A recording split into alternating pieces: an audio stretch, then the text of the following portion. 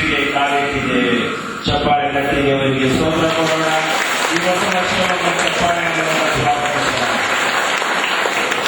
ಇಂಥ ಚಪ್ಪಾಳೆ ಕೊಟ್ಟರೆ ನಮ್ಮ ಹೊಸ ವರ್ಷ ಆಶೀರ್ವಾದವಾಗುವುದಿಲ್ಲ. ದೇವರಿಗೆ ಒಂದು ಒಳ್ಳೆಯ ಚಪ್ಪಾಳೆಯನ್ನು ಕೊಡೋಣ.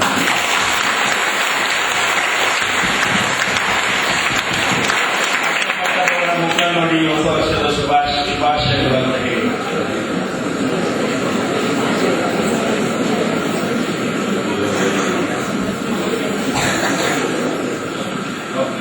ಅಕ್ಕಪಕ್ಕದವರ ಮುಖ ನೋಡುವಾಗ ಎಷ್ಟು ಸಂತೋಷ, ನಗು ಕಾಣ್ತಾ ಇದೆ.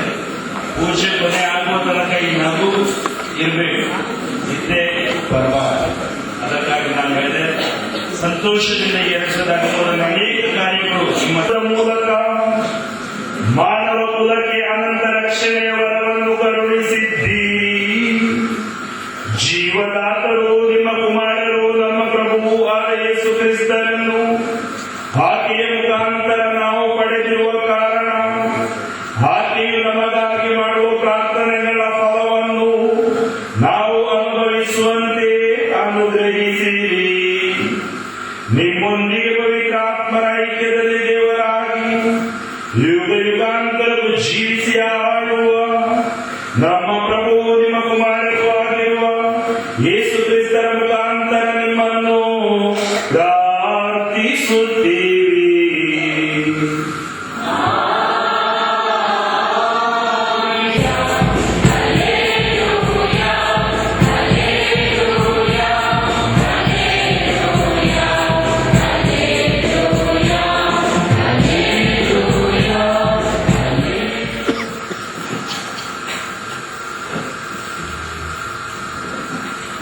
ವರ್ಷ ಹೊಸ ವರ್ಷ ಬರುತ್ತೆ.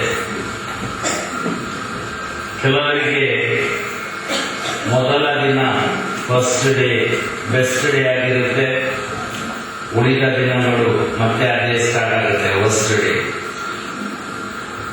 ಆದರೆ ಇವತ್ತು ಈ ಹೊಸ ವರ್ಷದಲ್ಲಿ ನಾನು ನೀವು ಎಲ್ಲರೂ ಒಂದು ಒಳ್ಳೆಯ ನಿರ್ಧಾರ ಮಾಡುವಂತೆ ದೇವರು ನಮ್ಮನ್ನು ಆಹ್ವಾನಿಸುತ್ತಾರೆ.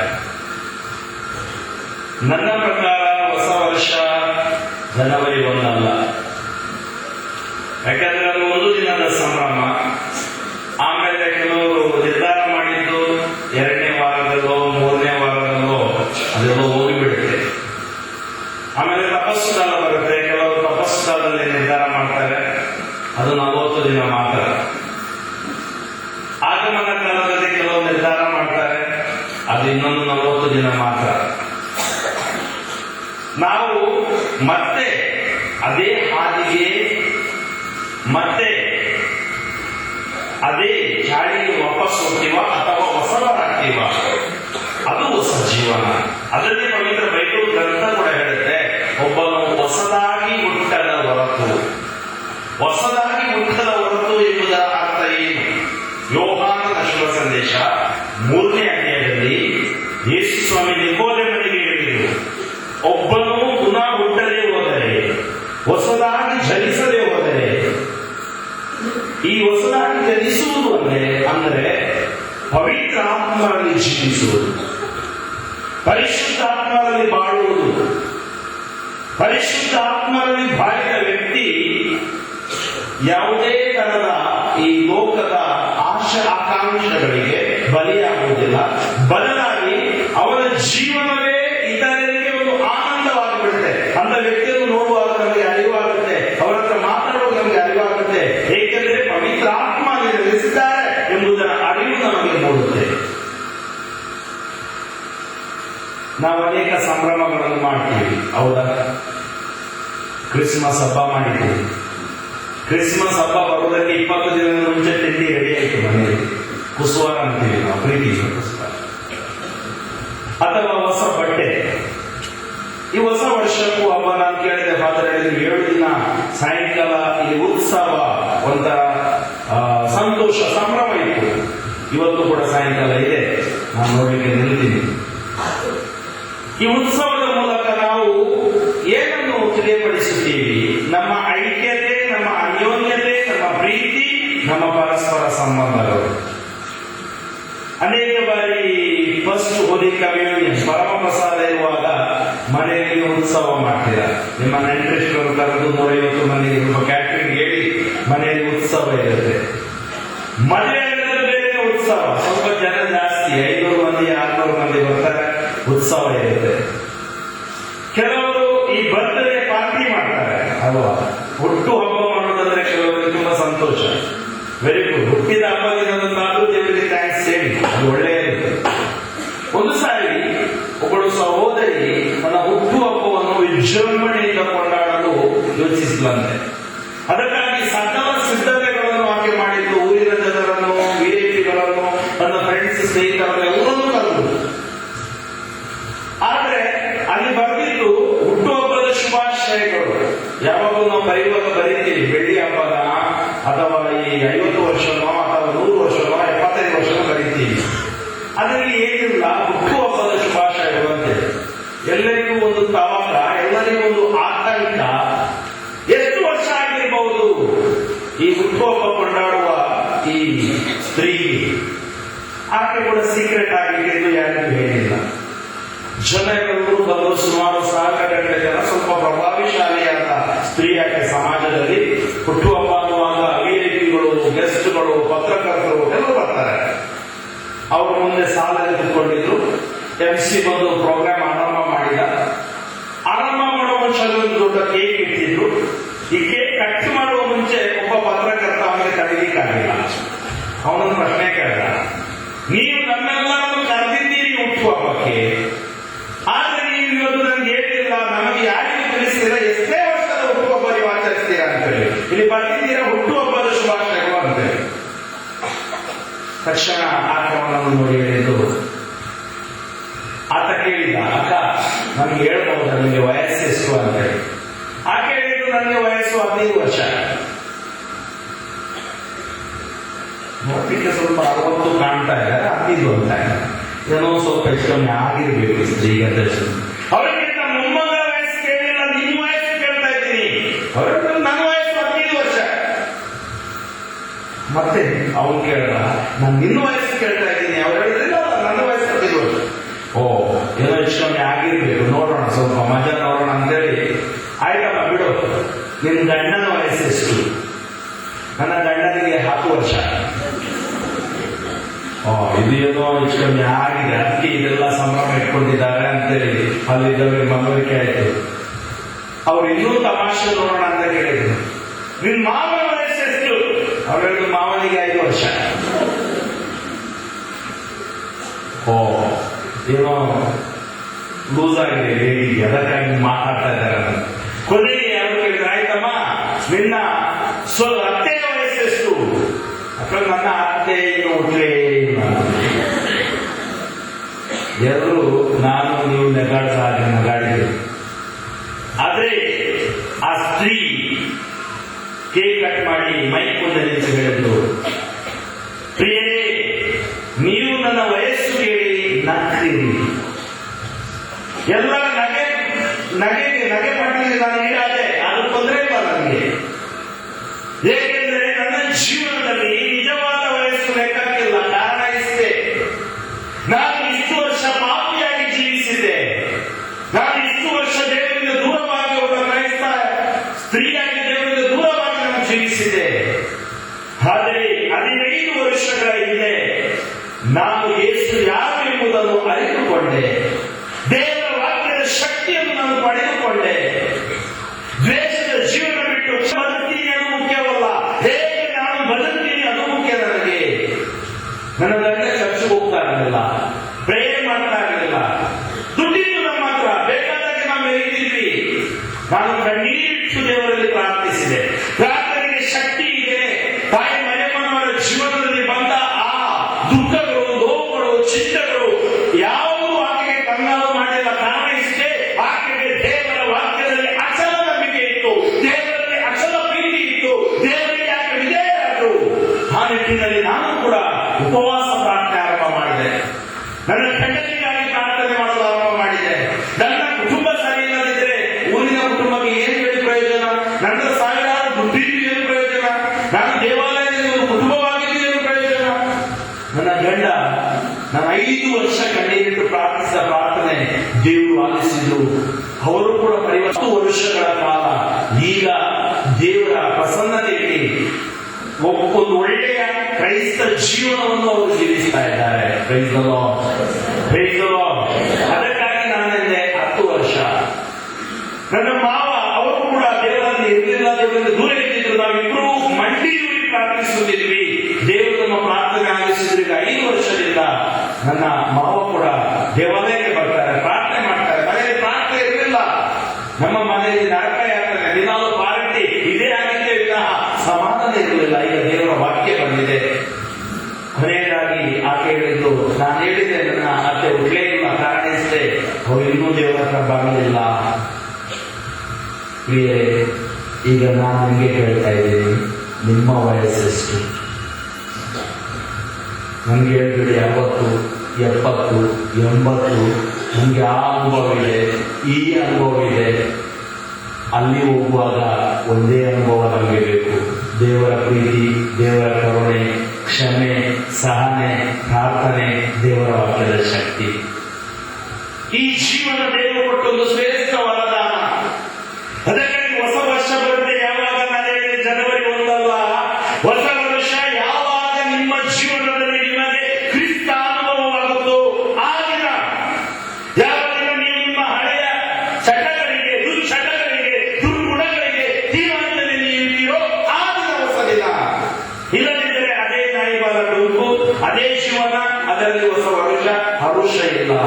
ಯಾವಾಗ ನಮ್ಮ ಆತ್ಮದಲ್ಲಿ ದೇವರ ಪ್ರೀತಿಯಿಂದ ತುಂಬಲ್ಪಡ್ತೀವಿ, ಪವಿತ್ರ ಆತ್ಮದಿಂದ ತುಂಬಲ್ಪಟ್ಟು ಈ ದೈಹಿಕ ವ್ಯಾಮೋಹಗಳನ್ನು ನಾವು ತ್ಯಜಿಸುತ್ತೇವೆ, ಮಾತ್ರವಲ್ಲ ಆ ಪರಿಶುದ್ಧ ಹಾದಿಯಲ್ಲಿ ನಾವು ಜೀವಿಸುತ್ತೇವೆ, ಅದು ಹೊಸ ವರ್ಷ. ಜೀವಿಸಲಿಕ್ಕೆ ಸಾಧ್ಯ. ಜೀವಿಸಿ ತೋರಿಸಿದ್ದಾರೆ ಈ ಲೋಕದಲ್ಲಿ. ಸಾವಿರಾರು ಮಂದಿ ಸಂತರು, ಮಹಾಪುರುಷರು, ಅವರು ಸಂತರವಾಗಿದ್ದು ಒಂದು ದಿನದಲ್ಲಿ ಅಲ್ಲ. ನನ್ನಂತೆ ನಿಮ್ಮಂತೆ ಅವರು ಜೀವನದಲ್ಲಿ ಎಲ್ಲಾ ಅನುಭವಗಳನ್ನು ಅವರು ಅನುಭವಿಸಿದಾಗ ಅವರಿಗಾದ ಸ್ಪರ್ಶ, ಯೇಸು ಸ್ಪರ್ಶ, ದೈವಾನುಭವ ಅವರನ್ನು ಶ್ರೇಷ್ಠರನ್ನಾಗಿಸಿತು. ಇವತ್ತು ದೇವರು ಎಲ್ಲಿ ವಾಸಿಸ್ತಾರೆ ಅಂತ ಹೇಳಿ ನೀವು ನನಗೆ ಕೇಳಿದ್ರೆ ನಾನು ಹೇಳ್ತೀನಿ, ದೇವರು ಕುಟುಂಬದಲ್ಲಿ ವಾಸಿಸ್ತಾರೆ. ಪತಿ ಪತ್ನಿ ಮಕ್ಕಳು ಅಲ್ಲಿ ವಾಸಿಸ್ತಾರೆ. ಜಗದ್ಗುರುಗಳು ಯೋಹಾನ ದ್ವಿತೀಯ ಜಾನ್‌ರವರು ಹೇಳಿದ್ರು, ನನಗೆ ಒಂದು 10-20 ಒಳ್ಳೆಯ ಕುಟುಂಬಗಳನ್ನು ಕೊಡಿ, ನಾನು ನಿಮಗೆ ಒಂದು ಒಳ್ಳೆಯ ಧರ್ಮ ಸಭೆಯನ್ನು ಕೊಡ್ತಾ ಇದ್ದೀನಿ. ಇವತ್ತು ಸೈತಾನ ಅಟ್ಯಾಕ್ ಮಾಡ್ತಾ ಇದ್ದಾನೆ ಎಲ್ಲಿ? ಕುಟುಂಬಗಳ ಮೇಲೆ. ಕುಟುಂಬಗಳಲ್ಲಿ ಇವತ್ತು ಸಮಾಧಾನ ಇಲ್ಲ. ಕುಟುಂಬಗಳಲ್ಲಿ ದುಃಖ, ವಿಚ್ಛೇದನೆ, ಅಸಮಾಧಾನ, ತಂದೆ ತಾಯಿ ಮಕ್ಕಳ ಮಧ್ಯೆ ಅಸಮಾಧಾನ. ಎಲ್ಲಿ ಹೊಸ ವರ್ಷ? ಪ್ರೀತಿಯ ಸಹೋದರ ಸಹೋದರಿಯರೇ, ಆ ಕ್ರಿಸ್ತಾನುಭವ ಸ್ಪರ್ಶ, ಯೇಸುವಿನ ಸ್ಪರ್ಶ ನಮ್ಮ ಕುಟುಂಬಗಳಲ್ಲೂ ಆಗಬೇಕು, ವೈಯಕ್ತಿಕ ಜೀವನದಲ್ಲೂ ಆಗಬೇಕು. ಕೆಲವು ದಿನಗಳ ಹಿಂದೆ ನನ್ನ ಒಬ್ಬ ಮಿತ್ರ ಯುವಕ ನನಗೊಂದು ಸಂದೇಶ ಕಳಿಸಿದ ಇಮೇಲ್ ಅಲ್ಲಿ. ಈಗ ಈ ಯೂಟ್ಯೂಬ್ ಅಂತ ಬಂದಿದೆ. ಈ ಯೂಟ್ಯೂಬ್ ಅಲ್ಲಿ ಒಂದು ಸಂದೇಶಗಳಿಂದ ಫಾದರ್ ಫ್ರಾಂಕ್ಲಿನ್ ಈ ಸಂದೇಶವನ್ನು ನೋಡಬೇಕು. ನಾನು ನೋಡಿದೆ, ಕೇವಲ 10 ನಿಮಿಷ ಸಂದೇಶ, ನನ್ನ ಕಣ್ಣಲ್ಲಿ ನೀರು ಬಂತು. ನನ್ನ ದೇವರಿಗೆ ಥ್ಯಾಂಕ್ಸ್ ಹೇಳಿದೆ. ಏಕೆಂದ್ರೆ ಇಂಟರ್ನೆಟ್ ಅಲ್ಲಿ ನಮ್ಮನ್ನು ಹಾಳಾಗಿಸುವುದು ತುಂಬಾ ಇದೆ. ನಾವು ಒಳ್ಳೆಯದನ್ನು ನೋಡೋಲ್ಲ, ಯಾವುದೆಲ್ಲ ನಮ್ಮನ್ನು ನಾಶ ಮಾಡುತ್ತೆ ಅದನ್ನು ಮೊಬೈಲ್ ಅಲ್ಲಿ ಹಾಕೊಂಡು, ಅದನ್ನು ನಮ್ಮ ಜೀವನದಲ್ಲಿ ನೆಟ್ಟಲ್ಲಿ ಹಾಕೊಂಡು ನೋಡ್ತೀವಿ, ಜೀವನ ಪೂರ್ತಿ ನಾಶ ಆಗ್ತೀವಿ. ಆದ್ರೆ ಎಷ್ಟೋ ಒಳ್ಳೆಯದು ನಮಗೆ ದೇವರು ಕೊಡ್ತಾ ಇದ್ದಾರೆ, ದೇವರ ವಾಕ್ಯ ಇದೆ. ಈ ಒಂದು ಘಟನೆ, ಈ ಒಂದು ಯುವಕನ ಜೀವನ ನನಗೆ ಅದನ್ನು ಕೇಳುವಾಗ ಸ್ಪರ್ಶವಾಗಿದೆ. ಅವನ ತಂದೆ ವಿಜ್ಞಾನಿ, 4 ಮಂದಿ ಮಕ್ಕಳು. ಆ 4 ಮಂದಿ ಮಕ್ಕಳಲ್ಲಿ 3 ಉನ್ನತ ಶಿಕ್ಷಣವನ್ನು ಪಡೆದಿದ್ರು. ತಂದೆಯೂ ಮ್ಯೂಸಿಷಿಯನ್, ಈ 3 ಮಂದಿ ಮಕ್ಕಳು ಮ್ಯೂಸಿಷಿಯನ್, ಒಳ್ಳೆಯ ಸಂಗೀತಗಾರರು. ಆದರೆ ಈ ಹುಡುಗ ಮನೆಯಲ್ಲಿ ಬೆಳೆದ ಶಿಕ್ಷಣದಿಂದ ರೋಗಿಯಾಗಿದ್ದ. ಮನೆಯಲ್ಲಿ ಎಲ್ಲರಿಂದ ತಿರಸ್ಕರಿಸಲ್ಪಟ್ಟ. ಶಿಕ್ಷಣದಿಂದಲೇ ಅರ್ಥೈಟಿಸ್ ಕಾಯಿಲೆಗೆ ಬಲಿಯಾದ. ಡಾಕ್ಟರ್ಗಳ ಬಳಿ ಕರ್ಕೊಂಡು ಹೋದ್ರು, ಶಾಲೆಗೆ ಪಾಸ್ ಆಗ್ತಿರ್ಲಿಲ್ಲ. ಅವನು ಕಳಿಸಿದ ಶಾಲೆಗೆ ಅವನು ವಾಪಸ್ ಕಳಿಸಿದ್ರು. ಕಾರಣ ಆ ಶಾಲೆಯಲ್ಲಿ ಯಾರು ಫೇಲ್ ಆಗಿಲ್ಲ ಅಂತೆ. ಇವನೊಂದು ಇತಿಹಾಸ ಸೃಷ್ಟಿ ಮಾಡಬಹುದು ಅಂತೇಳಿ ಅವನನ್ನು ಆ ಶಾಲೆಗೆ ತೆಗೆದಾಕಿದ್ರು. ವೈದ್ಯರ ಹೋಗುವಾಗ ವೈದ್ಯರು ಕೊಟ್ಟ ಟ್ರೀಟ್ಮೆಂಟ್ ರಾಂಗ್ ಟ್ರೀಟ್ಮೆಂಟ್ ಆಗಿ ಅವನು ರೋಗಗ್ರಸ್ತನಾದ. 60% ಲಿವರ್ ಹೋಯಿತು. ಇವನು ಬದುಕು ಉಳಿಯೋದ ಎಂಬ ಸ್ಥಿತಿಗೆ ಬಂತು. ಇವನು ಯೋಚನೆ ಮಾಡಿದ, ಏಕೆಂದರೆ ಇವನು ತುಂಬಾ ಮಂದಿ ಮನಸ್ಸಲ್ಲಿ ಹೋಗುವುದು ನಮ್ಗೆ ಜೀವನ ಬೇಡ, ನಾವು ಸಾಯೋಣ, ಆತ್ಮಹತ್ಯೆ ಮಾಡೋಣ, ನಮ್ಮ ಮನಸ್ಸು ಬರುತ್ತೆ. ದೇವರು ಆತ್ಮ ಜೀವ ಕೊಟ್ಟಿದ್ದು ಹತ್ಯೆ ಮಾಡಿಕೊಟ್ಟಿದ್ದಲ್ಲ, ಜೀವಿಸಿ ಲೋಕದಲ್ಲಿ. ಇದೇ ದೊಡ್ಡ ಪ್ರಳಯ, ಮನಸ್ಸೊಳಗಡೆ ಆಗುವ ಪ್ರಳಯಗಳು. ಅದರಿಂದ ಹೊರಗಡೆ ಬರಬೇಕು. ಹೊರಗಡೆಯ ಪ್ರಳಯ ನಮಗೆ ಬೇಡ. ನಮ್ಮ ಕುಟುಂಬಗಳಲ್ಲಿ ಪ್ರಳಯಗಳಿವೆ, ಆ ಪ್ರಳಯ ಸರಿ ಮಾಡ್ಕೊಳ್ಬೇಕು. ನಾವು ಅಲ್ಲಿ ಏಸು ಬರಬೇಕು. ಈ ವ್ಯಕ್ತಿ ಸುಮಾರು 16ನೇ ವಯಸ್ಸಲ್ಲಿ ಅವನು ಹೇಳಿದ, ನಾನು ಹೊರತಾ ತಿಂದಿದ್ದು ಮನೆಯಲ್ಲಿ ತಂದೆಯಿಂದ ಎಲ್ಲರಿಂದ ತಿರಸ್ಕರಿಸಲ್ಪಟ್ಟೆ. ಒಂದು ದಿನ ನಾನು 3 ಸರಿ ಆತ್ಮಹತ್ಯೆಗಾಗಿ ತವಕಪಟ್ಟೆ, ಆದ್ರೂ ನಾನು ಸಾಯಲಿಲ್ಲ. ಬೈಬಲ್ ಗ್ರಂಥ ಹೇಳುತ್ತೆ, ನಿನ್ನ ಬಗ್ಗೆ ನನಗೊಂದು ಆಲೋಚನೆ ಇದೆ ಕಂದ, ನಿನ್ನ ಬಗ್ಗೆ ನನಗೊಂದು ಆಲೋಚನೆ ಇದೆ. ಈ ಕುಳಿತುಕೊಂಡಿರೋ ಪ್ರತಿಯೊಬ್ಬರ ಬಗ್ಗೆ ದೇವರಿಗೆ ಆಲೋಚನೆ ಇದೆ. ಅವರ 16ನೇ ವಯಸ್ಸಿನಲ್ಲಿ ನಿರಾಶೆಗೊಳಗಾಗುವಾಗ ಅವನಿಗೆ ಯೇಸು ಸ್ಪರ್ಶವಾಯಿತು, ಯೇಸುವಿನ ಅನುಭವವಾಯಿತು. ಅವನಿಗೆ ಯೇಸು ದರ್ಶನ ಕೊಟ್ಟು ಹೇಳಿದ್ರು, ನೀನು ಲೋಕಕ್ಕೆ ಬೇಡವಾದರೂ, ಲೋಕಕ್ಕೆ ನೀನು ನೀಚನಾದರೂ ನನಗೆ ನೀನು ಬೇಕು. ನಾನು ನಿನ್ನ ಮಿತ್ರ, ನಾನು ನಿನ್ನ ಸ್ನೇಹಿತ, ನಾನು ನಿನ್ನೊಂದಿಗಿದ್ದೀನಿ. ನಾನು ನಿನ್ನೊಂದಿಗಿದ್ದೀನಿ. ನಾನು ನಿನ್ನನ್ನು ಜನಾಂಗಗಳಿಗೆ ಆಶೀರ್ವಾದವನ್ನಾಗಿ ಮಾಡುತ್ತೇನೆ. ನಾನು ನಿನ್ನನ್ನು ರಾಷ್ಟ್ರಗಳಿಗೆ ಆಶೀರ್ವಾದವನ್ನಾಗಿ ಮಾಡುತ್ತೇನೆ. ಅವನು ಯೋಚನೆ ಮಾಡಿದಂತೆ, ನಾನು ಯಾವುದಕ್ಕೂ ಪ್ರಯೋಜನ ಇಲ್ಲ, ರೋಗಿಯಾಗಿ ಸಾಯಬೇಕಾದ ಸ್ಥಿತಿಯಲ್ಲಿದ್ದೀನಿ. ಸ್ವಾಮಿ ಹೇಳ್ತಾ ಇದ್ದಾರೆ, ಯೇಸು ಸ್ವಾಮಿ ಹೇಳ್ತಾ ಇದ್ದಾರೆ, ನನ್ನನ್ನು ಆಶೀರ್ವಾದವನ್ನಾಗಿ ಮಾಡ್ತೀನಿ. ಎಂತ ಆಶೀರ್ವಾದ ನನ್ನನ್ನು ಮಾಡ್ತಾರೆ. ಪ್ರಿಯರೇ, ನೀವು ನಂಬಲಿಕ್ಕಿಲ್ಲ, ಆ ವ್ಯಕ್ತಿ 3 ತಿಂಗಳಲ್ಲಿ ಗಿಟಾರ್ ಬಾರಿಸುವುದನ್ನು ಕಲಿತ. ಇವತ್ತು ಭಾರತದಲ್ಲಿ ಇತಿಹಾಸ ಸೃಷ್ಟಿಸಿದ ಆ ಯುವಕ ಹುಡುಗ ಬೇರೆ ಯಾವ ಊರಿನವನು ಅಲ್ಲ, ನಮ್ಮದೇ ರಾಜ್ಯದ ಬೆಂಗಳೂರಿನವನು ಬೆಲಿ ಪ್ರಸಾದ್ ಕಂಡೂರಿ ಅಂತೇಳಿ. ಚಪ್ಪಾಳೆ ತಟ್ಟಿ ಆ ದೇವರಿಗೆ ಸ್ತೋತ್ರ ಕೊಡೋಣ. 216 ರಾಷ್ಟ್ರಗಳಿಗೆ ಹೋಗಿ ಯೇಸುವಿನ ಬಗ್ಗೆ ತನ್ನ ಗಿಟಾರಿನ ಮೂಲಕ ದೇವರ ಸುವಾರ್ತೆಯನ್ನು ಸಾರಿದ ಮೊದಲ ವ್ಯಕ್ತಿ, ಹಾಗೂ ಗಿಟಾರ್ ಒಳಗಡೆ ಡ್ರಮ್ಸ್ ಮತ್ತು ತಬಲಾ ಹಾಕಿ ಬಾರಿಸಿದ ಮೊದಲ ವ್ಯಕ್ತಿ ಈ ಬೆಲಿ ಪ್ರಸಾದ್ ಆಗಿದ್ದಾನೆ. ಅವನು ಹೇಳ್ತಾ ಇದ್ದಾನೆ, ಇವತ್ತು ಇಲ್ಲಿ ಹೋದ ಕಡೆಗಳಲ್ಲಿ 216 ರಾಷ್ಟ್ರಗಳಿಗೆ ಹೋಗಿದ್ದಾನೆ. ನನ್ನ ಪಾಸ್ಪೋರ್ಟ್ ನೋಡಿದ್ರೆ ಒಂದು ಡಾಕ್ಯುಮೆಂಟ್, ಒಂದು ದೊಡ್ಡ ಎನ್ಸೈಕ್ಲೋಪೀಡಿಯಾ ಇದ್ದಾಗಿದೆ. ಮೊನ್ನೆ ತಾನೇ ಭಾರತ ದೇಶದ ಈ ರೆಕಾರ್ಡ್ ಅಲ್ಲಿ highest traveled musician in the world from India ಅವನ ಹೆಸರು ಬಂದಿದೆ. ಯಾರಿಗೂ ಬೇಡವಾಗಿದ್ದ ಯೇಸುವಿಗೆ ಬೇಕಾದ, ಯಾರಿಗೂ ಬೇಡವೆಂದು ಬಿಸಾಡಿದ ಕಲ್ಲೇ ಮೂಲೆಗಲ್ಲಾಯಿತು ಅಂತ ಯೇಸು ಹೇಳಿದ್ರು. ತಿರಸ್ಕರಿಸಲ್ಪಟ್ಟ ಆತ ಮೂಲೆಗಲ್ಲಾದ. ಆ ಯೇಸು ಸ್ವಾಮಿ ನಮ್ಮನ್ನೂ ಕೂಡ ಆಶೀರ್ವದಿಸಿ ಮೇಲೆತ್ತುತ್ತಾರೆ ಎಂಬ ದೃಢವಾದ ನಂಬಿಕೆ ನಮ್ಮಲ್ಲಿ ಇರಬೇಕು. ನಮ್ಮ ನಿರಾಶೆಯಲ್ಲಿ ಭರವಸೆಯಾಗಿ, ನಮ್ಮ ಜೀವನದಲ್ಲಿ ಆತ ದೀವಿಗೆಯಾಗಿ ಸದಾಕಾಲ ನಮ್ಮೊಂದಿಗಿದ್ದಾರೆ. ಇವತ್ತು ನೀವು ಯೂಟ್ಯೂಬ್ ಅಂತ ಹೋಗಿ ಬೆಲಿ ಪ್ರಸಾದ್ ಅಂತ ಟೈಪ್ ಮಾಡಿದ್ರೆ ಅವನ ಇಡೀ ಜೀವನ, ಅವನ ಇಡೀ ಆಲ್ಬಮ್ಗಳನ್ನು ನೀವು ನೋಡ್ತೀರಾ. ಅವನು ಯೇಸುವಿಗಾಗಿ ಮಾತ್ರ ಆಗ್ತಾ ಇದ್ದಾನೆ.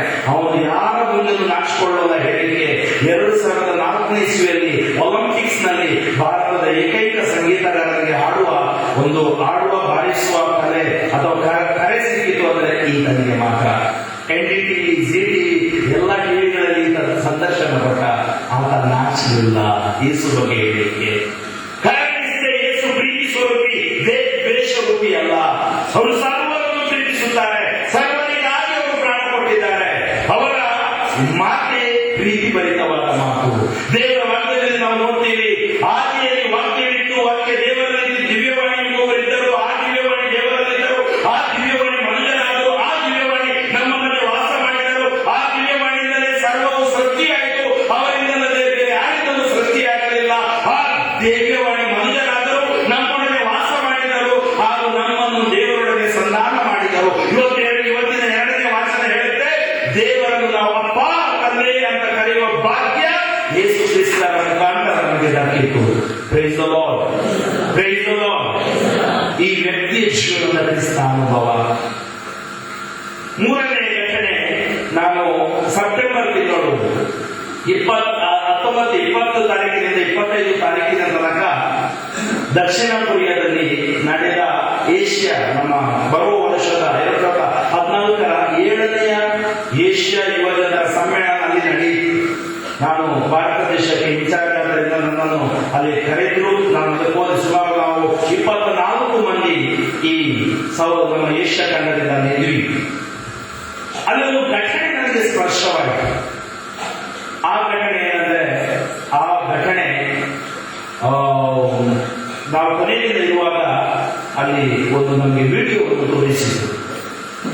ಆ ವಿಡಿಯೋದಲ್ಲಿ ನಾನು ನೋಡಿದ ಘಟನೆ ಒಂದು ಕುಟುಂಬದ ಘಟನೆ. ಈ ಕುಟುಂಬದಲ್ಲಿ 12 ಮಂದಿ ಮಕ್ಕಳು.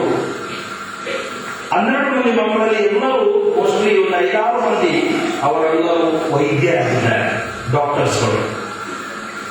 ಇವನು 9ನೇ ಹುಡುಗ, ಇವನು ಕೂಡ ವೈದ್ಯನಾದ. ಮಿಲಿಟರಿಯಲ್ಲಿ ಸೇವೆ ಮಾಡೋದು, ಯಾಕಂದ್ರೆ ಕಂಪಲ್ಸರಿ ದೇಶ ಸೇವೆಗಾಗಿ ಮಿಲಿಟರಿಗೆ ಹೋಗಬೇಕು. ಅವನು ಮಿಲಿಟರಿಗೂ ಕೂಡ ಹೋದ. 2-3 ವರ್ಷ ಸೇವೆ ಮಾಡಿ ಅಲ್ಲಿಂದ ಮತ್ತೆ ವಾಪಸ್ ಬಂದ ಮೇಲೆ ಅವನ ಮನಸ್ಸಿನಲ್ಲಿ ಏನೋ ಅವನಿಗೆ ಆಶೆ ಆಯಿತು, ನಾನು ಗುರು ಆಗ್ಬೇಕಂತೇಳಿ ಫಾದರ್ ಆಗಲಿಕ್ಕೆ ಜಾಯಿನ್ ಆದ. ಅವನು ಜಾಯಿನ್ ಆದ ಸಭೆ ಡಾನ್ ಬಾಸ್ಕೋ ಬಗ್ಗೆ ಕೇಳಿರ್ಬೋದು. ಯುವಕರ ಮಿತ್ರ, ನಮ್ಮ ಡಯಾಸಿಸ್ ಅಲ್ಲೂ ಕೂಡ ಡಾನ್ ಬಾಸ್ಕೋ ಫಾದರ್ಸ್ಗಳಿದ್ದಾರೆ. ಈ ಡಾನ್ ಬಾಸ್ಕೋ ಫಾದರ್ಸ್ಗಳು ಸ್ಟ್ರೀಟ್ ಬಾಯ್ಸ್ ಅಂದರೆ ರಸ್ತೆಯಲ್ಲಿ ಅಥವಾ ಈ ಓಣಿಯಲ್ಲಿರುವ ಯುವ ಜನರ ಮಕ್ಕಳ ಸೇವೆಯನ್ನು ಮಾಡ್ತಾರೆ. ಬೆಂಗಳೂರಲ್ಲಿ ಕೂಡ ನೋಡಿದ್ರೆ ಬೋಸ್ಕೋ ಎಂಬ ಸಂಘಟನೆ ಇದೆ, ಬೆಂಗಳೂರು ಓಣಿಯವರ ಸೇವಾ ಸಹಾಯ ಸಂಘ ಅಂತೇಳಿ. ಇವರು ತಪ್ಪಿ ಹೋದ ಮಕ್ಕಳನ್ನು ಮತ್ತೆ ವಾಪಸ್ ಆ ಕುಟುಂಬಗಳಿಗೆ ತಲುಪುವಂತ ಸೇವೆ, ಅಥವಾ ಈ ಓಣಿಯಲ್ಲಿರುವ ಯುವಕರಿಗೆ ಮಕ್ಕಳಿಗೆ ತರಬೇತಿ ಕೊಟ್ಟು ಅವರನ್ನು ಒಳ್ಳೆಯ ಮಾನವನ ಸೇವೆಯನ್ನು ಅವರು ಮಾಡ್ತಾರೆ. ಇಂಥ ನಿಟ್ಟಿನಲ್ಲಿ ಈ ಯುವಕ ಡಾನ್ ಬಾಸ್ಕೋ ಅವರ ಸಂಘಕ್ಕೆ ಸೇರಿದ. ಅಲ್ಲಿ ತರಬೇತಿ ಪಡೆದಾದ್ಮೇಲೆ ಅವನನ್ನು ರೀಜೆನ್ಸಿ ಅಂತ ಒಂದಿರುತ್ತೆ. ನಮ್ಮ ಫಿಲಾಸಫಿ ಆದ್ಮೇಲೆ ಥಿಯಾಲಜಿ ಹೋಗುವ ಮಧ್ಯೆ 1 ವರ್ಷ, ಅದು ಡಿಸೈಸಿವ್ ಅಥವಾ ನಿರ್ಧರಿಸುವ ಒಂದು ಕಾಲ ಅಂತ ಇದೆ. ಕೆಲವರು ತಮ್ಮ ಶಿಕ್ಷಣ ಮುಂದುವರಿಸ್ತಾರೆ, ಕೆಲವರು ವಾಪಸ್ ಹೋಗಬಹುದು. ಈ ವ್ಯಕ್ತಿ ತನ್ನ ರೀಜೆನ್ಸಿಯ ಟೈಮ್ನಲ್ಲಿ ಹೋದ ಊರು ಸೂಡಾನ್, ಸೊಮಾಲಿಯಾ ದೇಶ ಕೇಳಿದ್ದೀರಿ, ಬಡ ದೇಶ. ನಾವು ಎಷ್ಟೋ ಭಾಗ್ಯವಂತರು, ಅವರ ಜೀವನಕ್ಕಿಂತ ಕೋಟಿಯಷ್ಟು ಭಾಗ್ಯವನ್ನು ಊಟ ಮಾಡಲಿಕ್ಕೆ ಇದೆ, ಒಳ್ಳೆಯ ರಸ್ತೆಗಳಿವೆ, ಅಟ್ಲೀಸ್ಟ್ ಅವರಿಗೆ ಕಂಪೇರ್ ಮಾಡಿದ್ದಾರೆ. ಆದ್ರೆ ಅಲ್ಲಿ ತುಂಬಾ ಬಡತನ, ಕಿತ್ತು ತಿನ್ನುವ ಬಡತನ, ತಿನ್ನಲಿಕ್ಕೆ ಏನಿಲ್ಲ. ಕೆಲವು ಸಾರಿ ಮಕ್ಕಳು ಹಸಿರಲ್ಲಿ ನರಳಿ ಸಾಯ್ತಾ ಇದ್ದಾರೆ, ರಸ್ತೆಗಳಿಲ್ಲ ಹೋಗ್ಲಿಕ್ಕೆ. ಹಳ್ಳಿಗಳಿಂದ ಅಥವಾ ಬೇರೆ ಕಡೆ ಹೋಗ್ಬೇಕಾದ್ರೆ ರಸ್ತೆಗಳು ಬೇಕು, ಅಲ್ಲಿ ರಸ್ತೆ ನಡೀಬೇಕು 30 ಕಿಲೋಮೀಟರ್ 40 ಕಿಲೋಮೀಟರ್. ಆಮೇಲೆ ಇನ್ನೊಂದು ರೀತಿಯಲ್ಲಿ ಅಲ್ಲಿ ಯುದ್ಧಗಳು ಅಂದ್ರೆ ಒಂದು ಬಣ್ಣದವರು ಇನ್ನೊಂದು ಬಣ್ಣದವರು, ಅಲ್ಲಿ ಟ್ರೈಬಲ್ ಗ್ರೂಪ್, ಈ ಗುಂಪುಗಳು, ಈ ಯಾವಾಗಲೂ ಒಂದು ಗುಂಪಿನವರು ಇನ್ನೊಂದು ಅವರಿಗೆ ಕಲ್ಚರ್ ಒಂದೇ, ಬಂದೂಕು ಕೈ ಅಷ್ಟೇ.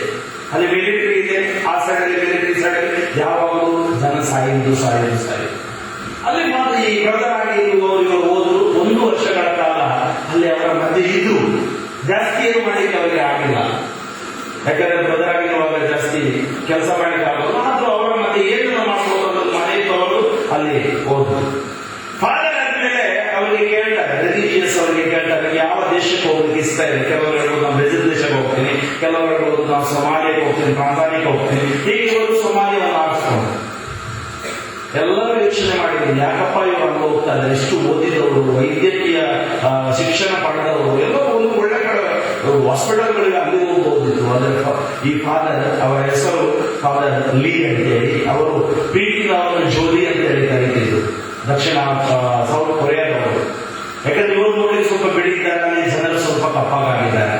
ಇಬ್ಬರು ಅಲ್ಲಿ ಹೋಗಿ ಆ ಜನರ ಮಧ್ಯೆ ಸೇವೆ ಆರಂಭಿಸಿದ್ರು.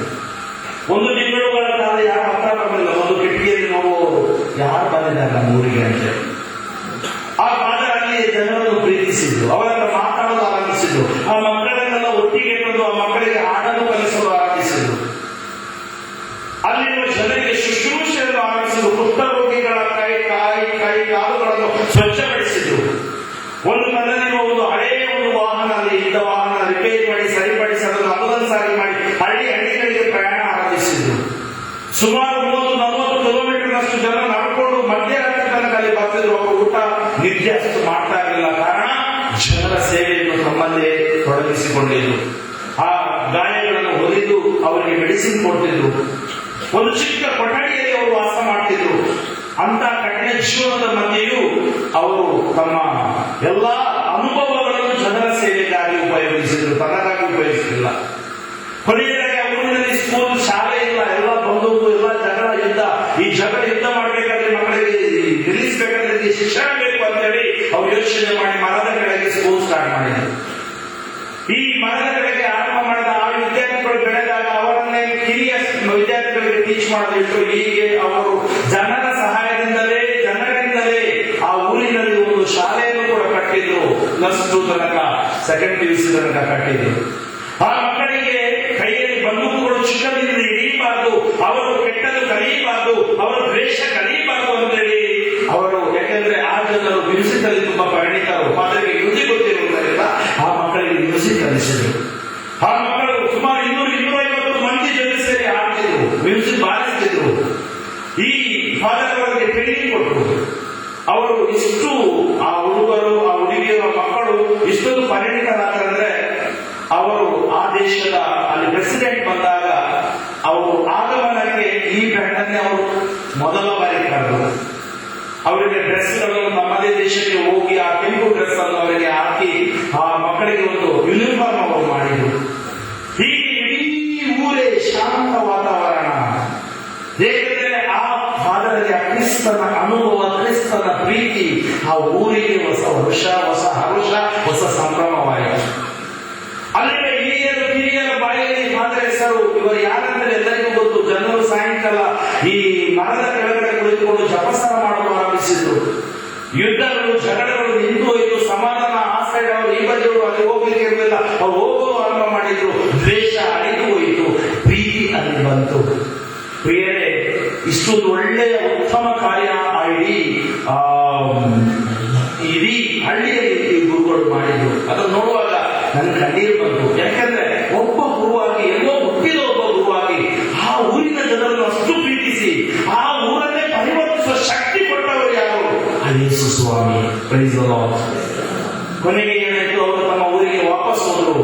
48ನೇ ವಾಪಸ್ ಅಂದ್ರೆ ಬರ್ಲಿಕ್ಕೆ ನನ್ನ ತಾಯಿಯನ್ನು ನೋಡೋಣ, ವಯಸ್ಸಾದ ಹೋಗ್ತಿದ್ರು ಯಾವಾಗಲೂ 2-3 ವರ್ಷಗಳಿಗೆ ಒಂದ್ಸರಿ ಆ ತಾಯಿಗೆ ನೋಡೋಣ ಅಂತ ವಾಪಸ್ ಹೋಗುವಾಗ ಅವರು ಒಂದ್ಸರಿ ಚೆಕಪ್ ಮಾಡೋಣ ಅಂತ ಡಾಕ್ಟರ್ ಹತ್ರ ಹೋದ್ರು. ಅವರ ತಜ್ಞರಲ್ಲಿ ಹೇಳಿದ್ರು, ನಿಮ್ಮ ಹೆಲ್ತ್ ಕೂಡ ನೋಡ್ಕೊಳ್ಬೇಕು. ಆದ್ರೆ ಅಲ್ಲಿ ಒಂದು ದೊಡ್ಡ ಶಾಕ್ ಅವರಿಗೆ ತಗಲಿತ್ತು. ಆ ಫಾದರ್ ಕ್ಯಾನ್ಸರಿನ ಕೊನೆಯ ಸ್ಥಿತಿಯಲ್ಲಿ ಅವರಿದ್ರು. ಅವ್ರಿಗೆ ಗೊತ್ತಿರಲಿಲ್ಲ. ನೀವು ಯೋಚನೆ ಮಾಡಬಹುದು, ಇಷ್ಟು ಸೇವೆ ಮಾಡಿದ ಗುರುವಿಗೆ ಯಾಕೆ ಹೀಗಾಯಿತು? Suffering as A meaning. ಈ ಯಾತನೆಗೆ ಒಂದು ಅರ್ಥ ಇದೆ. ಆ ಜನರಿಗಾಗಿ ತನ್ನನ್ನೇ ಸಮರ್ಪಿಸಿಕೊಟ್ಟವರು ಇವತ್ತು ಈ ಯಾತನೆಯನ್ನು, ಆ ಜನರ ಯಾತನೆಯನ್ನು ತಾನು ಸ್ವೀಕರಿಸಿ ದೇವರಿಗೆ ಸಮರ್ಪಿಸಿಕೊಡುವ ಆ ಒಂದು ಅರ್ಥವೋ, ಅಥವಾ ಯೇಸು ಸ್ವಾಮಿ ಅನುಭವಿಸಿದ ಆ ಯಾತನೆಯನ್ನು ತನ್ನ ದೇಹವನ್ನು ಅನುಭವಿಸುವ ಆ ಒಂದು ಅರ್ಥವೋ? ಕೆಲವು ಸರಿ ಯಾಕೆ ಯಾತನೆಗಳು ಬರ್ತವೆ ಅರ್ಥ ಆಗಲ್ಲ. ನ್ಯಾಯಯುತವಾದ ಯಾತನೆ, ಅನ್ಯಾಯಯುತವಾದ ಯಾತನೆ ಇದೆ. ನ್ಯಾಯಯುತವಾದುದು ನಾನು ಮಾಡಿದ ತಪ್ಪಿಗಾಗಿ, ಅನ್ಯಾಯಯುತವಾದುದು ಅನ್ಯಸ್ ಅಂತೀವಿ ನಾವು, ಅದು ಬೇರೆಯವರ ಸಾಲ್ವೇಷನ್, ರಕ್ಷಣೆಗಾಗಿ ಇರಬಹುದು. ಯೇಸು ಸ್ವಾಮಿ ಅನುಭವಿಸಿದ ಯಾತನೆ ಬೇರೆಯವರ ರಕ್ಷಣೆ, ತನಗಾಗಿ ಅಲ್ಲ. ಅವರು ಪಾಪ ಮಾಡಲಿಲ್ಲ. ಇವರು ಕೊನೆಯದಾಗಿ ಬೆಡ್ ಇಟ್ಟು ಕಿಮೋಥೆರಪಿ ಎಲ್ಲ ಮಾಡಿದ್ರು. ವಿದಿನ್ 6-7 ಮಂತ್ಸ್ ಅವರು ಸತ್ತೋರು. ಶವ ಸಂಸ್ಕಾರ ನಡೆಯಿತು. ಈ ಐಕ್ಯತೆಗೆ ಗೊತ್ತಿಲ್ಲ, ಅವರು ಕಾಯ್ತಾ ಇದ್ದಾರೆ ನಮ್ಮ ಫಾದರ್ ವಾಪಸ್ ಬರ್ತಾರೆ ಅಂತೇಳಿ. ಈ ಊರಿನ ಒಂದು 10 ಮಂದಿ ಗುರುಗಳು ಕೆಲವರು ಸೇರಿ ಆ ಫಾದರ್ ಕೆಲಸ ಮಾಡಿದ ಊರಿಗೆ ಹೋದ್ರು. ಹಳ್ಳಿಗಳಿಗೆಲ್ಲ ಹೋದ್ರು. ಎಷ್ಟು ಸಂತೋಷ. ಪ್ರತಿಯೊಬ್ಬರ ಬಾಯಿಗೂ ಫಾದರ್ ಮಾತಿದೆ, ಫಾದರ್ ಜೋಲಿ ಅಂತ ಹೇಳಿ. ಅವರು ನಮಗೆ ದೇವರಾಗಿ, ಅವರು ನಮಗೆ ಜಪಸರ ಕಳಿಸಿಕೊಟ್ರು, ಅವರು ನಮಗೆ ಮನುಷ್ಯರಾಗಿ ಜೀವಿಸುವುದನ್ನು ಕಲಿಸಿಕೊಟ್ರು, ಅವರು ನಮಗೆ ಹೇಗೆ ಒಂದು ಕ್ರೈಸ್ತ ವಿಶ್ವಾಸ ಜೀವಿಸಬೇಕು ಎಂದು ಕಲಿಸಿಕೊಟ್ರು. ನಾವು ಬೇಕಾಬಿಟ್ಟಿಯಾಗಿ ಜೀವಿಸ್ತಿದ್ವಿ. ಇವತ್ತು ನಾವು ಏನಾಗಿದ್ದೀವಿ? ಅವರ ಪ್ರಾರ್ಥನೆಯ ಫಲ, ಅವರ ಪ್ರಬೋಧನೆಯ ಫಲ, ಅವರ ಸೇವೆಯ ಫಲ. ಇವರೆಲ್ಲ ಆಲಿಸಿದ್ರು. ಕೊನೆಯದಾಗಿ ಫಾದರ್ ವಿಡಿಯೋವನ್ನು ಅವರೆಲ್ಲ ತೋರಿಸಲಿಕ್ಕೆ ಆರಂಭ ಮಾಡಿ ತುಂಬಾ ಸಂತೋಷದಿಂದ ಇಡೀ ಊರಿನ ಜನರು ಆ ಒಂದು ದೊಡ್ಡ ಗ್ರೌಂಡಲ್ಲಿ ಕೂತ್ಕೊಂಡು ನೋಡ್ತಾ ಇದ್ರು. ಆದ್ರೆ ಕೊನೆಯದಾಗಿ ಅವರ ವಿಡಿಯೋ ತೋರಿಸಿದ್ರು. ಅವರು ರೋಗಿಯಾಗಿ ಕ್ಯಾನ್ಸರ್ ಅಲ್ಲಿ ನರಳುತ್ತಿರುವುದನ್ನು, ಅವರ ಕಿಮೋಥೆರಪಿಯಲ್ಲಿ ಕೂದಲೆಲ್ಲ ಹೋಗಿ ಯುವಕ ಗುರುವಾಗಿದ್ರು, ಒಂಥರ ವಯಸ್ಕರಾಗಿದ್ರು, ಅವರು ಸಾಯುವುದನ್ನು, ಸತ್ತ ಮೇಲೆ ಶವ ಸಂಸ್ಕಾರ ನಡೆಸುವುದರಲ್ಲಿ ಅದರ ಮಾದೇಶರು ನೋಡಿದ್ರು. ಸಂತೋಷದಿಂದ ಅಲ್ಲಿನ ಜನರ ಕಣ್ಣಲ್ಲಿ ಕಣ್ಣೀರು ಬಂದರು. ಅವರು ಭಾವುಕರಾದರು. ಅವರ ಮಾತಿರಲಿಲ್ಲ. ಎಲ್ಲರೂ ಅಷ್ಟು ಸಂತೋಷದಿಂದ ಅವರು ಯೋಚನೆ ಮಾಡಲಿಲ್ಲ ನಮ್ಮ ಗುರುಗಳಿಗೆ ಹೀಗಾಗುತ್ತೆ ಅಂತ ಹೇಳಿ. ತಕ್ಷಣ ಅದು ನೋಡಿ ಆದ್ಮೇಲೆ ಎಲ್ಲರೂ ಅಳಲು ಆರಂಭಿಸಿದ್ರು. ಎಲ್ಲರೂ ಹೋಗಿ ತಮ್ಮ ಯೂನಿಫಾರ್ಮ್ ಅನ್ನು ಹಾಕಿ ತಮ್ಮ ಸಂಗೀತ ವಾದ್ಯವನ್ನು ತೆಗೆದುಕೊಂಡು ಆ ಗ್ರೌಂಡ್ ಅಲ್ಲಿ ಇಡೀ ರಾತ್ರಿ ಹಾಡನ್ನು ಹಾಡಿ ದೇವರಿಗೆ ಕೃತಜ್ಞತೆಯನ್ನು ಸಲ್ಲಿಸಿದ್ರು. ನಾವು ಧನಗಳಾಗಿ ಜೀವಿಸಿದ್ವಿ, ನಾವು ಮೃಗಗಳಾಗಿ ಜೀವಿಸಿದ್ವಿ. ಜೀವಿಸ್ತಿದ್ವಿ. ನಾವು ಹೊಡೆದಾಟ, ಕಚ್ಚಾಟ, ಕಿತ್ತಾಟ, ನುಂಗಾಟ ಹೀಗೆ ಜೀವಿಸ್ತಿದ್ವಿ. ಇವತ್ತು ನಾವು ಮಾನವರಾಗಿ ಜೀವಿಸಬೇಕು ಎಂಬುದನ್ನು ತೋರಿಸಿಕೊಟ್ಟ ದೇವದೂತ ಅದರ ಜೋಡಿ. ಒಬ್ಬ ಗುರು ಎಷ್ಟು ಪರಿವರ್ತನೆ ತರಬಹುದು. ಒಬ್ಬ ಗುರು ತನ್ನನ್ನೇ ದೇವರಿಗೆ ಸಮರ್ಪಿಸಿಕೊಡ್ಬಹುದು. ಅದನ್ನೇ ಆ ಗುರುಗಳು ಮಾಡಿದರು. ಮರುದಿನ ಜನರೆಲ್ಲರೂ ಮೆರವಣಿಗೆ ಮಾಡಿ, ಊರಿನ ಯುವಕರು ಮಕ್ಕಳು ಒಂದು ದೊಡ್ಡ ಮೆರವಣಿಗೆ ಮಾಡಿ ಆ ಬಲಿಪೂಜೆಯನ್ನು ಸುಮಾರು ತಾಸುಗಳ ಕಾಲ ಬಲಿಪೂಜೆಯನ್ನು ಅರ್ಪಿಸಿ ದೇವರಿಗೆ ಕೃತಜ್ಞತೆಯನ್ನು ಸಲ್ಲಿಸಿದರು. ಪ್ರೀತಿಯ ಸಹೋದರ ಸಹೋದರಿಯರೇ, ಹೊಸ ವರ್ಷ ಆ ಹಳ್ಳಿಯಲ್ಲಿ ಆರಂಭವಾಯಿತು. ಇವತ್ತು ನಕಾರಾತ್ಮಕತೆ ಬಿತ್ತುವುದು ಸುಲಭ, ದ್ವೇಷ ಬಿತ್ತುವುದು ಸುಲಭ, ಕುಟುಂಬ ನಾಶ ಮಾಡುವುದು ಸುಲಭ, ಕಟ್ಟುವುದು ತುಂಬಾ ಕಷ್ಟ. ಒಂದು ಹೇಳಿಕೆ ಇದೆ, ಮನೆ ಕಟ್ಟಲಿಕ್ಕೆ 100 ವರ್ಷ ಬೇಕು, ಕೆಡಸ. ಇವತ್ತು ನೀವು ಹೊಸ ದೇವಾಲಯ ನಾನು ನೋಡಿದ ಕಟ್ಟಲಿಕ್ಕೆ ಹೋಗ್ತಾ ಇದ್ದೀರಿ, ಪ್ರಾರ್ಥಿಸ್ತಾ ಇದ್ರೆ ತುಂಬಾ ಒಳ್ಳೆಯದು.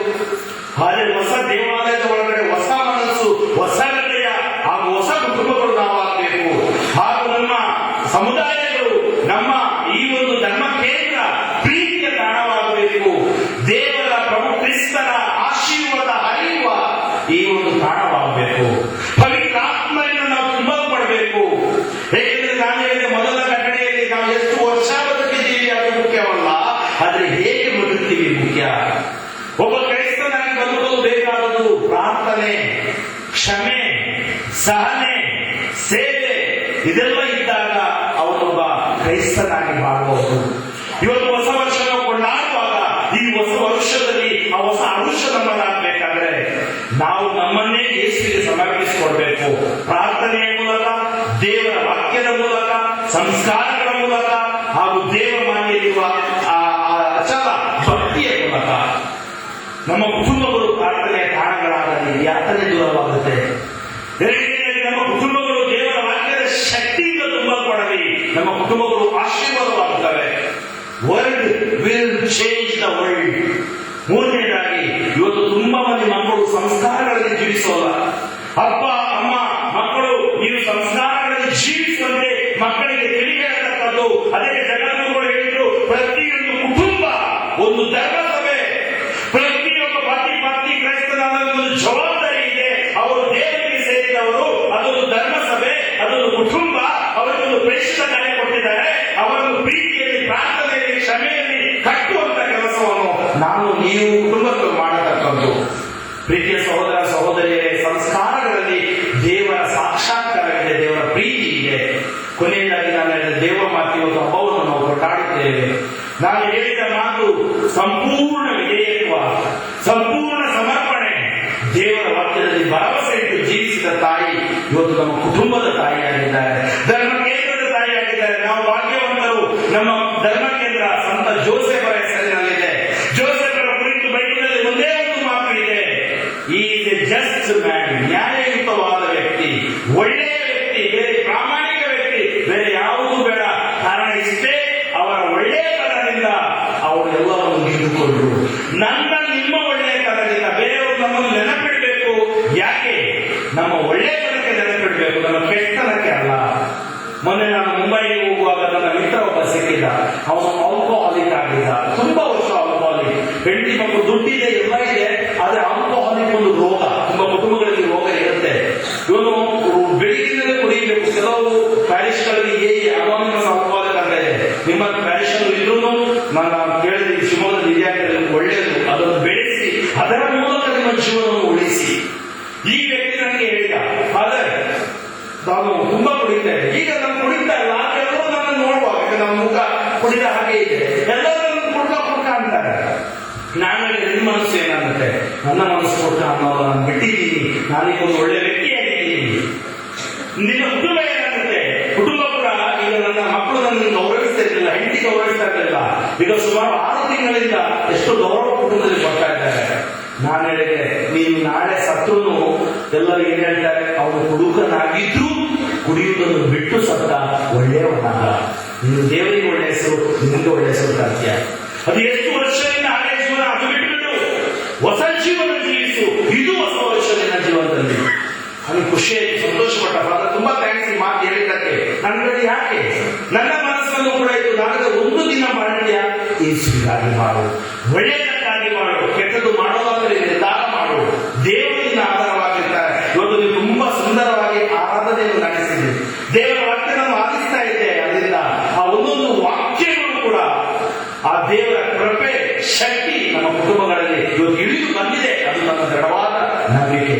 ಪ್ರೀತಿಯ ಸಹೋದರ ಸಹೋದರಿಯರೇ, ಈ ನಿಟ್ಟಿನಲ್ಲಿ ಈ ಹೊಸ ವರುಷ ನಮಗೆ ಹರುಷ ತರಲಿ, ನಮ್ಮ ಕುಟುಂಬಕ್ಕೆ ಆನಂದ ತರಲಿ, ನಮ್ಮ ಕುಟುಂಬಕ್ಕೆ ಅಭಿಷೇಕ ತರಲಿ, ನಮ್ಮ ಕುಟುಂಬಕ್ಕೆ ಆರೋಗ್ಯ ತರಲಿ, ನಮ್ಮ ಕುಟುಂಬದಲ್ಲಿ ಆಯುಷ್ಯ ತರಲಿ. ಮಾತ್ರವಲ್ಲ, ನಮ್ಮ ಕುಟುಂಬಗಳು ಅಭಿಷೇಕದ ಕುಟುಂಬಗಳಾಗಲಿ. ನಾವು ಕಟ್ಟುವ ದೇವಾಲಯ ಕೇವಲ ಮಣ್ಣು ಮರಳಿನ ದೇವಾಲಯ ಅಲ್ಲ, ಸಿಮೆಂಟಿನ ದೇವಾಲಯವಲ್ಲ, ಕಲ್ಲುಗಳ ದೇವಾಲಯವಲ್ಲ, ಅಥವಾ ಸರಳುಗಳ ದೇವಾಲಯವಲ್ಲ.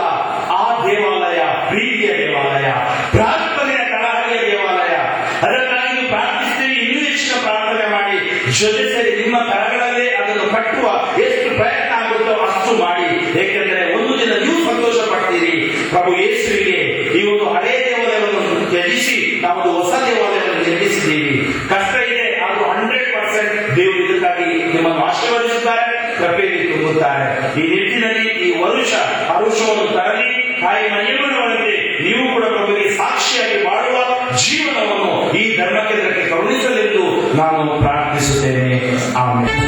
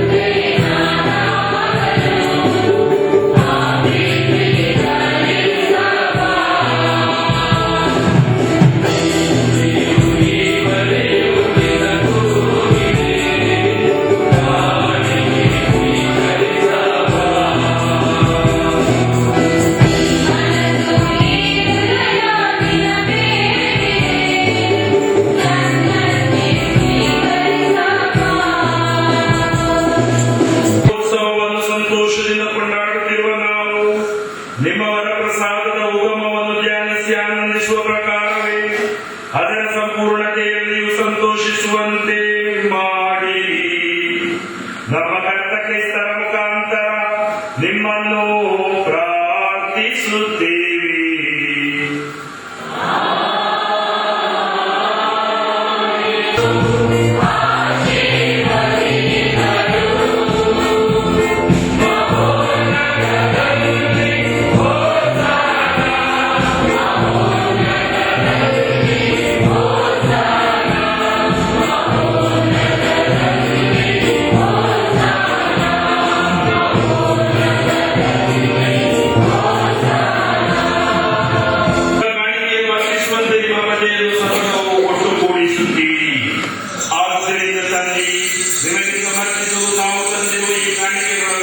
ನಿಮ್ಮ ಪವಿತ್ರಾತ್ಮರ ಶಕ್ತಿಯಿಂದ ಪಾವನಗೊಳಿಸಿರಿ. ಇವು ನಿಮ್ಮ ಕುಮಾರರು ನಮ್ಮ ಕರ್ತರು ಆಗಿರುವ ಯೇಸು ಕ್ರಿಸ್ತರ ಶರೀರ ಮತ್ತು ರಕ್ತವಾಗುವಂತೆ ಮಾಡಿರಿ. ಅವರ ಕಟ್ಟಳೆಯಲ್ಲಿ ಈ ಪರಮ ರಹಸ್ಯವನ್ನು ಆಚರಿಸುತ್ತಿರುವ ನಾವು ನಿಮ್ಮನ್ನು ವಿನಯದಿಂದ ವಿನಯಿಸುತ್ತೇವೆ. ತಮ್ಮನ್ನು ಪರಾಧೀನ ಮಾಡಲಾದ ರಾತ್ರಿ ಅವರು ರೊಟ್ಟಿಯನ್ನು ತೆಗೆದುಕೊಂಡು ನಿಮಗೆ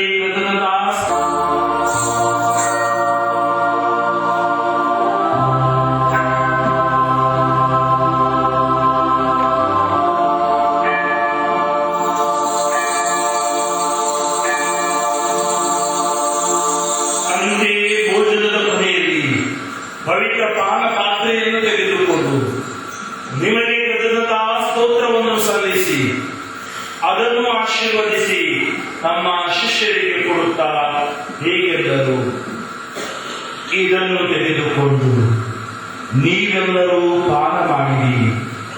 ಈ ಪಾತ್ರೆಯಲ್ಲಿರುವುದು ಹೊಸ ಮತ್ತು ಅನಂತ ಒಡಂಬಡಿಕೆಯ ನನ್ನ ರಕ್ತ. ಇದು ನಿಮ್ಮ ಹಾಗೂ ಎಲ್ಲಾ ಮಾನವರ ಪಾಪ ಪರಿಹಾರಕ್ಕಾಗಿ ಸುರಿಸಲಾಗುವುದು. ಇದನ್ನು ನನ್ನ ಸ್ಮರಣೆಗಾಗಿ ಮಾಡಿರಿ.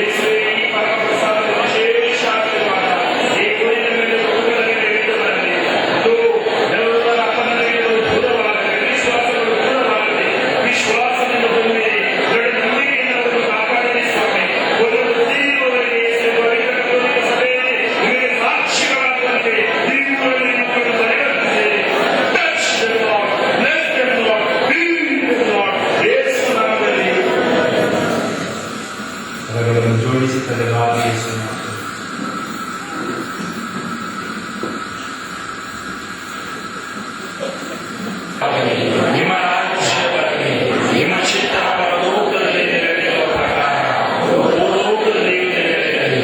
ನಮ್ಮ ಅನುದಿನದ ಆಹಾರವನ್ನು ಇಂದು ನಮಗೆ ಕೊಡಿರಿ. ನಮಗೆ ತಪ್ಪು ಮಾಡಿದವರನ್ನು ನಾವು ಕ್ಷಮಿಸುವ ಪ್ರಕಾರ ನಮ್ಮ ಪಾಪಗಳನ್ನು ಕ್ಷಮಿಸಿರಿ. ನಮ್ಮನ್ನು ಶೋಧನೆಗೆ ಒಳಪಡಿಸಿರಿ, ಕೇಡಿನಿಂದ ನಮ್ಮನ್ನು ರಕ್ಷಿಸಿರಿ. ಕರಗಳನ್ನು ಹೃದಯದ ಮೇಲೆ ಇಟ್ಟು ಸಕಲ ಕೇಡುಗಳಿಂದ ರಕ್ಷಿಸುವುದಕ್ಕಾಗಿ ಪ್ರಾರ್ಥಿಸೋಣ. ಕರ್ತನೇ, ಸಕಲ ಕೇಡುಗಳಿಂದ ನಮ್ಮನ್ನು, ನಮ್ಮ ಕುಟುಂಬಗಳಾಗಿ ಎಲ್ಲಾ ಉಪದ್ರವಗಳಿಂದ ನಾವು ಸುರಕ್ಷಿತವಾಗಿರುವಂತೆ ನಮ್ಮ ಜೀವಮಾನ ಕಾಲದಲ್ಲಿ ಶಾಂತಿ ಹೃದಯದಿಂದ ಕರುಣಿಸಿರಿ. ನಾವು ಮೋಕ್ಷಾನಂದವನ್ನು, ನಮ್ಮ ರಕ್ಷಣೆ ಯೇಸು ಕ್ರಿಸ್ತರ ಆಗಮನವನ್ನು ನಿರೀಕ್ಷಿಸುತ್ತಿದ್ದೇವೆ.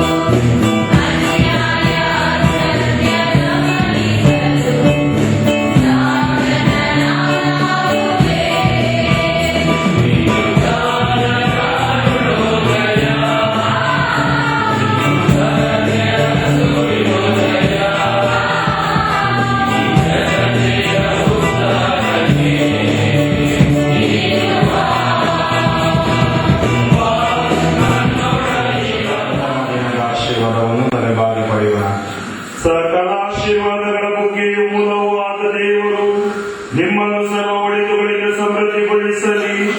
ಈ ನವ ವರ್ಷವಿಡೀ ನಿಮ್ಮನ್ನು ಸಂರಕ್ಷಿಸಿ ಕಾಪಾಡಲಿ. ಸರ್ವಶಕ್ತ ದೇವರು ನಿಮಗೆ ಅಚಲ ವಿಶ್ವಾಸವನ್ನು, ನಿರಂತರ ನಿರೀಕ್ಷೆಯನ್ನು, ಶಾಶ್ವತ ಪ್ರೀತಿಯನ್ನು, ತಾಳ್ಮೆಯನ್ನು ದಯಪಾಲಿಸಲಿ. ಸರ್ವಶಕ್ತ ದೇವರ ದಯೆಯಿಂದ ನಿಮ್ಮ ದಿನಚರಿಯ ಕೆಲಸ ಕಾರ್ಯಗಳು ಸುಗಮವಾಗಿ ಸಾಗಲಿ. ನಿಮ್ಮ ಪ್ರಾರ್ಥನೆಗಳು ಯಾವಾಗಲೂ ಈಡೇರುವಂತಾಗಲಿ. ನಿತ್ಯ ಜೀವದ ಸೌಭಾಗ್ಯವು ನಿಮಗೆ ಲಭಿಸಲಿ. ಸರ್ವಶಕ್ತ ದೇವರಾದ ಪಿತಾ, ಸುತ ಮತ್ತು ಪವಿತ್ರಾತ್ಮರು ನಿಮ್ಮನ್ನು ಆಶೀರ್ವದಿಸಿ ಕಾಪಾಡಲಿ.